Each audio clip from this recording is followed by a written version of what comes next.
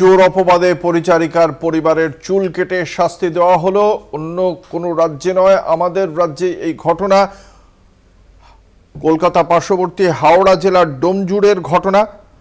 পরিচারিকার বিরুদ্ধে চুরির অভিযোগ এবং সেই অভিযোগের প্রেক্ষিতে পরিবারের চুল কেটে শাস্তি দেওয়া হলো। ইতিমধ্যেই সেই ভিডিও ভাইরাল হয়ে গিয়েছে সোশ্যাল মিডিয়ায়। হাওড়ার ডোমজুড়ের ঘটনায় চাঞ্চল্য। ইতিমধ্যেই অভিযোগের প্রেক্ষিতে দুজনকে গ্রেপ্তার করেছে পুলিশ। ডোমজুড় থানার পুলিশ এই অভিযোগের প্রেক্ষিতে ইতিমধ্যেই দুজনকে গ্রেপ্তার করেছে।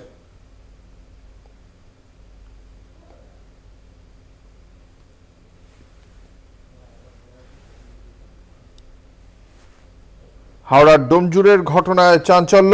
পরিচারিকার বিরুদ্ধে অভিযোগ ছিল।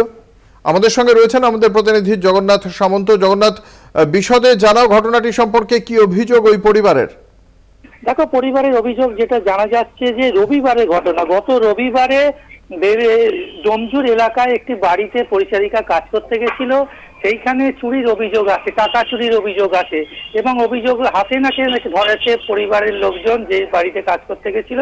তারপরে তাকে বসিয়ে রাখা হয়। শুধু তাই না, পরিবারের লোকজনকে ডেকে আনা হয়, বাবা মা ভাই তাদের সকলেই যায়। সকলকে আটকে রেখে একবারে তালিবানি কায়দায় যে ভিডিও ভাইরাল হয়েছে সেটা দেখা গেছে যে চুল কেটে নেওয়া হচ্ছে, তাদের শাস্তি দেওয়া হচ্ছে।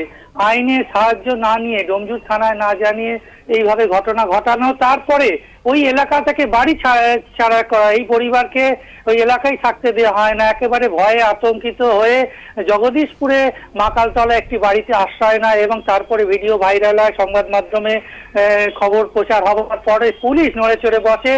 লিলুয়া থানার পুলিশ এবং জগদীশপুর ফাঁড়ি পুলিশ ওই পরিবারকে উদ্ধার করে ইতিমধ্যে ডোমজুড়ে নিয়ে যাওয়া হয়েছে। ডোমজুড়ে এফআইআর দর্জ করা হয়েছে। কি ঘটনা ঘটেছিল, কেন ঘটেছিল, কি টাকার অভিযোগ আসছে, কত টাকা অভিযোগে, সমস্ত বিষয় দেখে এই মুহূর্তে 3 জনকে গ্রেপ্তার করা হয়েছে এবং তার গ্রেপ্তার করে জিজ্ঞাসাবাদ চলছে।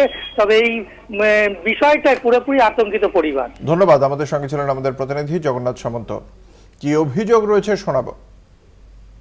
সন্দেহ হচ্ছে চুরি করেছে। আচ্ছা, আপনারা তারপর আমাদের ডাকা হলো বলতে আমাদের বাড়িতে এসেছিল সব দল বেঁধে বলতে যে এরম তারা 24 ঘন্টার মধ্যে আপনার মেয়েকে হাজির করো, আর নাহলে আমাদের যা ক্ষতি করেছে সেইগুলো দাও, নাহলে তোমাদের ঘর ছাড়া হতে হবে। আমরা কিছুই জানিনি।